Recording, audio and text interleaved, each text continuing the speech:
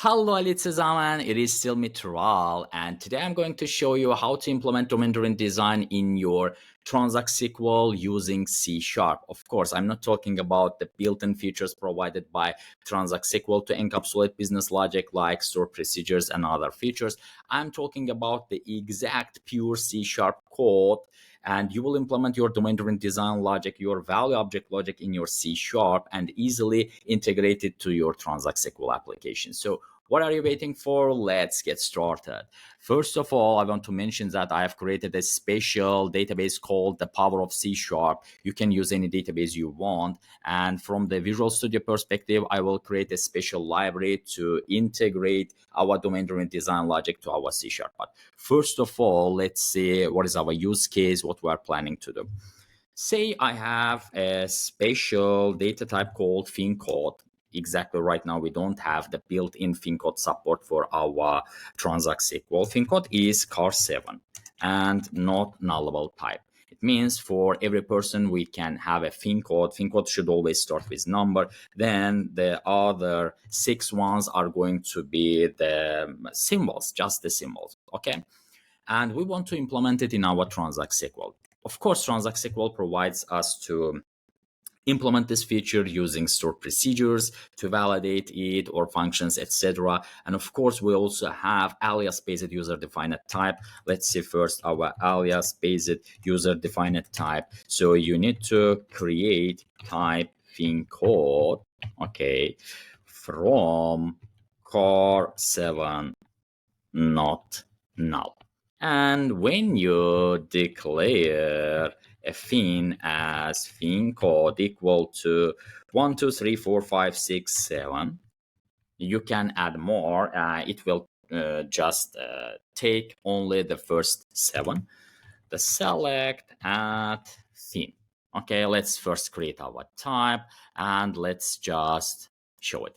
You see, unfortunately, in Transact SQL, we only have the data type based validation. In this case, you cannot add additional validation, additional business logic like we did in C# for our value objects.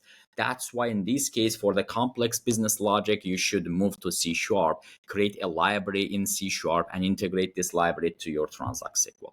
Let's see together how we can implement it. First of all, I'm going to select our class library by class library.NET framework because Transact SQL built-in supports classic .NET framework easily. So let's select our .NET framework. Right now, it doesn't make sense which version you are planning to use. You can use .NET 4.8, 4.5, etc. I'm going to use the 4.8.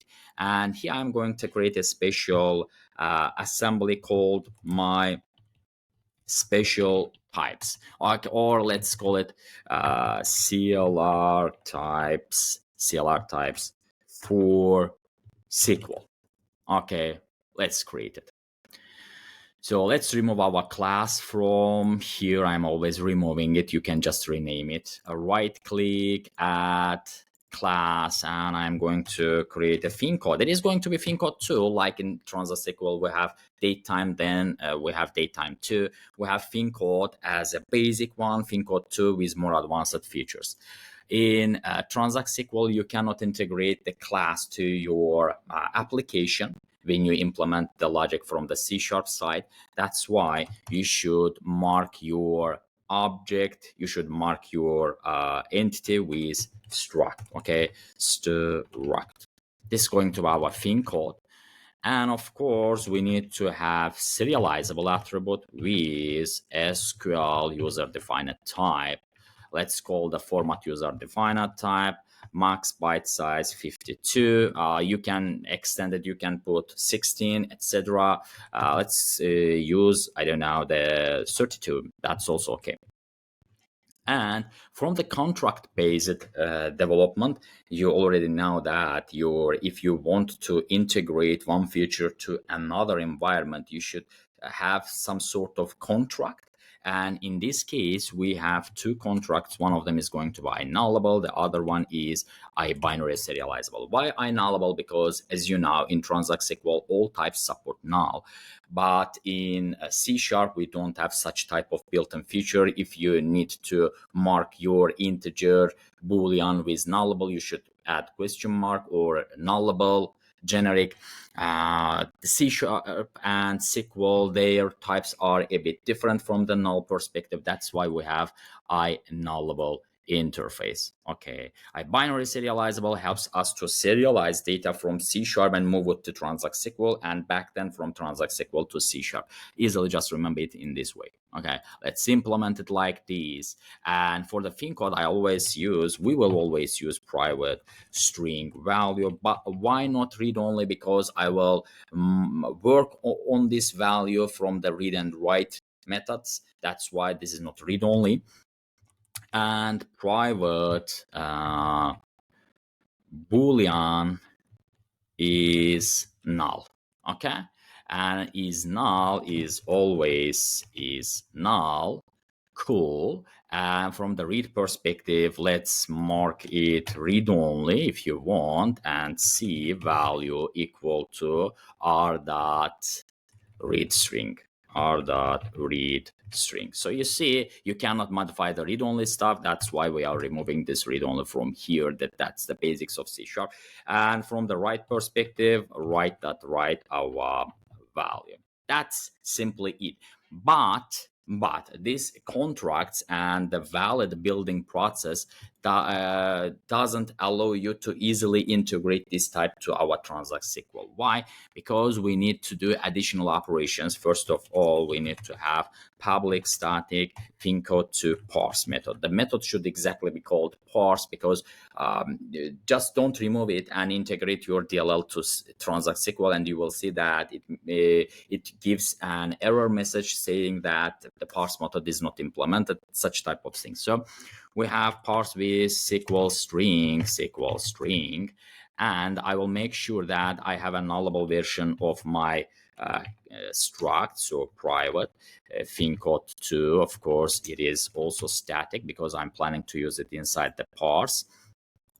And null. The null version is going to be fin code is null true. Cool. And if SQL string is null equal to null, then return null property. The string value equal to, let's extract value from the SQL string and let's validate it. If value len is not equal to 7, okay, throw new argument exception, fin code should always be 7 symbols len.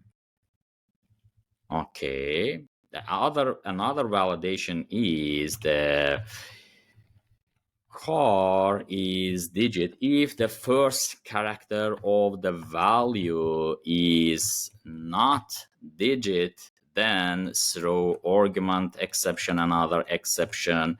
Fin code should always start with digit. And at the end, let's simply return our fin code value and is null false. That's the easiest way of implementing our domain logic for Transact SQL using C#. So you see, this is our value object. In this value object, I have encapsulated my business logic here. I have some additional operations. This is not a DTO model. And of course, I need to implement toString here. Let's override it with is null, then null. Otherwise, let's return our value. Cool. Now that's all. This is our value object implemented in C#, and we are ready to integrate it to our Transact SQL. Now let's go to our Transact SQL and make sure that we are ready to work with .NET types. In Transact SQL, you need to do additional configuration to make sure that Transact SQL supports CLR types. The first configuration is going to be sp configure show advanced options equal to 1 and reconfigure. Why? Because by default, the advanced options are turned off. You need to make sure that they are turned on to work to configure the next steps like CLR strict security and CLR enabled. And let's run it. Cool. It is already 1 in my case, but in your case, probably it is 0. And the next configuration is going to be CLR strict security. And for the CLR strict security, we should put 0. What is CLR strict security? For your types, when you create your assembly, if you haven't signed your assembly yet, it is going to be marked as unsafe, and it is problematic to use unsafe libraries in your Transact SQL. I'm just turning off this feature to make sure that I can use non-signed assemblies also. Let's just reconfigure it. And another configuration is going to be CLR enabled. CLR enabled is going to be 1 because we are planning to work with CLR types. That's why we need to enable it. It is already enabled in my case, but you need to enable it using the execute sp configure CLR enabled 1. And don't forget to run reconfigure per stored procedure in this case. Cool. Now the last steps are going to be the integrating our assembly to our Transact SQL. Let's open the folder full path we need to take from here, and let's call create assembly, and let's call my external types from full path to our DLL. Okay, .dll. You can put any name you want. I have just used my external types. You can use CLR types for SQL also. That's totally okay. And from with permission set safe. I'm marking this assembly safe to work without any problem in Transact SQL. So let's run it. Cool, everything is working. Now we have the DLL integrated to our Transact SQL, but we haven't created a type from .NET type from the CLR. That's why I'm going to create type. The type is going to be fincode2. It doesn't make the sense that you are using the exact same name in your library or not. You can provide another name, but it is always better to use the fincode2 if you have mentioned the fincode2 in your C# side. And external name is going to be my external types. This is our DLL dot namespace and the fincode. So namespace is CLR types for SQL dot fincode2. I think the fincode2. Yeah. So this is my assembly integrated to Transact SQL, you see. And this is the namespace. Okay, this is our namespace, and this is our struct name. Cool. Now let's run it. And here we are. We already have fincode2. Cool. Now I'm just going to copy our the declared stuff from here, paste it here, and I'm going to use for 1, 2, 3, 4, 5, 6, 7, more than 7. Okay, with D. So fincode. Let's just comment them. Okay, and let's run. When I execute, I'm getting null reference exception. Why null reference exception? Because the is null. Cool. Something is wrong, null reference exception, because we shouldn't get null reference exception. It should work without any problem. Let's see what we need to change. I've just added for the read to make sure that if read fails, it is string empty will be assigned to our value. And from the write perspective, if value is null, then string empty will be assigned to our write, will be sent as an argument to our write. And also for toString, I did a small change and check if is null and for the value being null. That's simply all. Now you need, everything should work properly. First of all, let's just simply drop our fincode, because it will not allow you to drop assembly if you are using type from this assembly. Then let's simply drop our assembly. Cool. Now let's recreate it. Execute. Execution is done successfully, and let's apply it for our fincode, and then let's just simply select our fincode, and here we are. So you see, this is our argument exception. Fincode should always be 7 symbol in length. So you see, In our previous case, when we used alias based user defined type, even when you assign more than 7 symbol, SQL just truncate the part of the first 7 symbol for your car 7. But in our case, we have validation for the value being 7 symbol.